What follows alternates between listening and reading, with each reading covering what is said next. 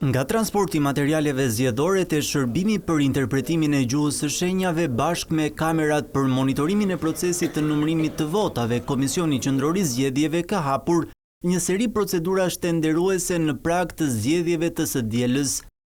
KQZ kërkon një kompani që do të bëjë transportin e bazës materiale nga komisionet e zonave të administrimit zgjedhor drejt qendrave të votimit më 10 maj dhe anasjelltas një ditë më pas më 11 maj.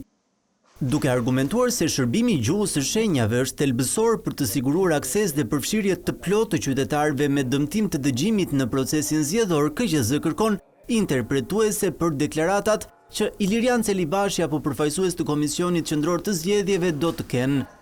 Komisioni Qendror i Zgjedhjeve gjithashtu ka shpallur hapjen e tenderit për krijimin e një sistemi për indeksimin e kërkimit të pamjeve filmike si dhe shtimin e kapaciteteve për ruajtjen e pamjeve.